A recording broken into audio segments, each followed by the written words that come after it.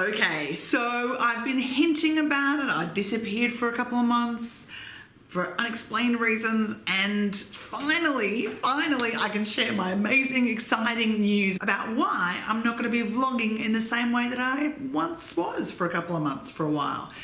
I'm moving to America! A couple of months ago, I had a great conversation with the team at Penguin US, and I am moving to join the Penguin Teen US team. What?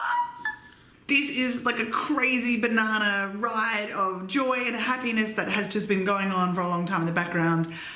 But it means that I will be moving to New York, which means I cannot do recaps of The Bachelorette Australia anymore, or The Bachelor. So people, I'm sorry, Maddie J's people, you're on your own. And I also can't review books anymore. I, as a vlogger and as a book reviewer person, have always felt that if I was working for a publisher, and when I used to work for Penguin Australia, I felt it was improper that I would be putting my reviews out there in such a blatant way, just because I felt like there was a natural bias. I was always, you know, my ability to honestly review a book was not hampered, but I just feel like it couldn't, you know, I just feel like there was a bias there that was implicit and I felt I wanted to make the space better for other people. And also because of the volume of content that I did create then and that I will be creating now, it kind of means that when I get home, I kind of maybe want to not do more content, even though I loved it. And that's the thing, I really will miss vlogging and talking to everybody about books and dumb TV shows and good TV shows and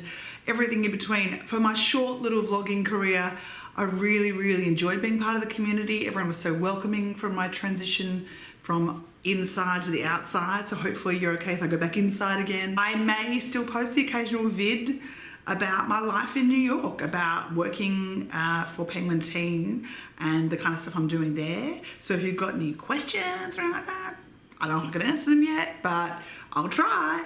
But I'm sort of sad to say goodbye in a way. This is kind of a bit of a farewell, I guess. I leave on Tuesday. I'm filming this on a Friday, so it's kind of really scary. I've been packing up my life. As I said, the book community has been so supportive of my career the whole time. From when I was Penguin Teen Australia and running around and stuff like that, to when I was just Floss the fangirl, and when I announced on Twitter that this was what was going on, so many people were so super congratulatory, and I was just overwhelmed by how many people wanted good things for me. Thanks everybody for having my back. I am a regular Twitterer. So I'm Floss Oz, and I'm also still doing short story video stuff on Instagram. If you like food, I'm Floss Oz. If you like entertainment pop culture, I'm Floss the fangirl. And I probably will still do that. For me, that was a fun way to kind of do that stuff. Woo, someone's home. Woo. So that is my news. The big move to New York is very soon. I have so much packing to do. One of the saddest things I will say about my New York, one of the downsides, I was like, what can there be a downside about? I had to get rid of my entire book collection, like everything. This is when you're an adult and you grow up, you can't just leave stuff at your parents' place anymore. My parents are kind, they'll let me leave some stuff, but not a lot. So I kind of don't have a lot of space to put all my books, and part of me was like, do I put them all in storage? Do I keep them there? And the other part of me was like, I want them to go to good homes. So I have farmed them out to good people. A friend of mine got a massive amount of books that she hadn't read. So I'm so excited for her to be reading all of them. It was a very sad day, just the whole thing. And I kept like 3 books that I wanted to keep, and they are the books that I kept that mean something to me.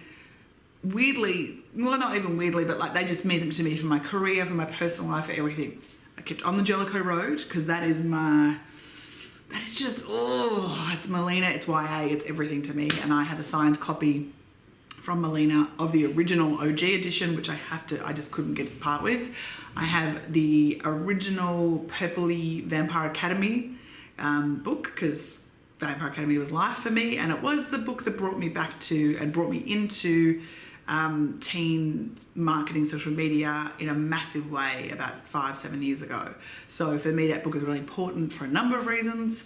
I have the CSI Road Total Wellbeing Diet book, which is a bit of a weird book to have, but for me, again, it was probably one of the biggest campaigns of my career in terms of publicity. That book sold over 1 million copies in Australia. What? So I did my job. I also kept The Fault in Our Stars.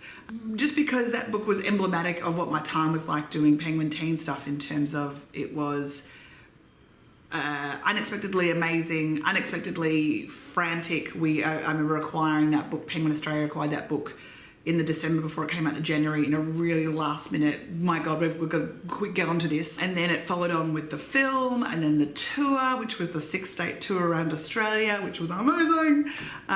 So if you were one of the people who came to that, I had so much fun on that thing. And that's kind of it. That's all the books I kept, which is, you don't understand what that day was like for me to literally hand over books that some of them I hadn't even read yet.